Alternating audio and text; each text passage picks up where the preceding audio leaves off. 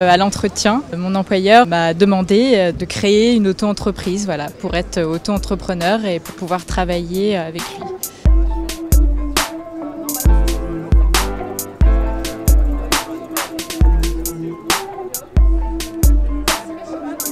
Au départ, il y avait un statut spécifique, le statut de correcteur à domicile, qui est un statut salarié, qui est régi par la convention de l'édition, par l'annexe 4. Et puis petit à petit, pour contourner en fait le droit du travail, il y a beaucoup de maisons d'édition qui demandent aux correcteurs d'être auto-entrepreneurs. Et déjà, le correcteur en général est très mal payé. Et donc du coup, il se retrouve à devoir payer lui-même toutes ses cotisations. Donc ça lui baisse encore plus son salaire. Et puis surtout, il n'a aucune protection non plus pour le chômage parce qu'on ne cotise pas.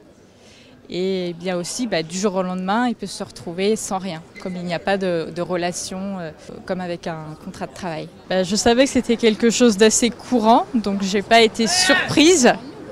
Mais j'étais quand même assez déçue et assez désarmée.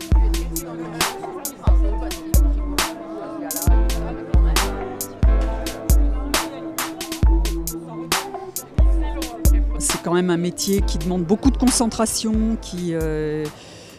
c'est le métier de la lenteur, de la vérification des informations. À l'heure des fake news, quand même, il y a cette qualité au métier qui est à souligner. Voilà, on est quand même un petit peu, je dirais, maltraité quand même. Nous luttons contre la désagrégation d'un métier, moi je le vis comme ça, parce que ça se désagrège par des politiques managériales dévitalisantes et précarisantes.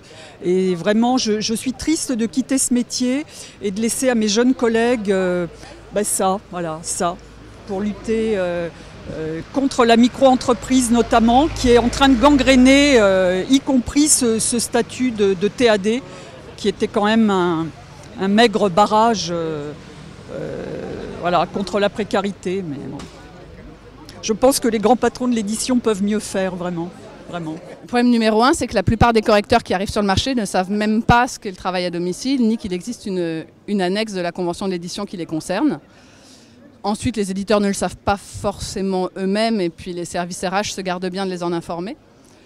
Et après, les tarifs de l'édition ont tendance à baisser. Donc en général, quand on arrive et qu'on cherche à travailler pour une nouvelle maison, l'éditeur va nous donner, ici dans cette maison, c'est tant de signaleurs, tel tarif, non négociable. Le fait de ne pas avoir un salaire assuré à la fin du mois, puisque ce qu'on touche est lié au nombre d'heures qu'on aura travaillé, et ça fluctue sans cesse, fait sans doute que les correcteurs osent encore moins aller se plaindre à la direction de l'entreprise.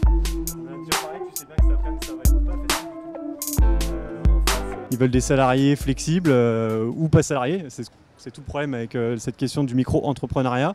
Donc voilà, ils cherchent à réduire les coûts de la masse salariale et donc du coup ça se traduit par une floraison de statuts comme ça. C'est pas la première fois. Avant le micro-entrepreneuriat, il y avait les droits d'auteur. Donc pour pas salarier leur correcteur, ils les payaient en droits d'auteur alors que le correcteur n'est absolument pas un auteur.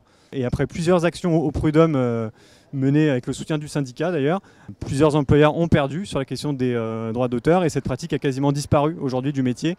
Et donc on espère aujourd'hui arriver à faire la même chose avec cette saloperie, il n'y a pas d'autre mot, de micro-entrepreneuriat. Il n'y a pas une fatalité à avoir ce statut. Un jugement ne fait pas une jurisprudence, mais il peut commencer en tout cas à l'écrire et en tout cas ce sera un jugement précieux sur lequel s'appuyer pour toutes les autres personnes qui suivraient derrière.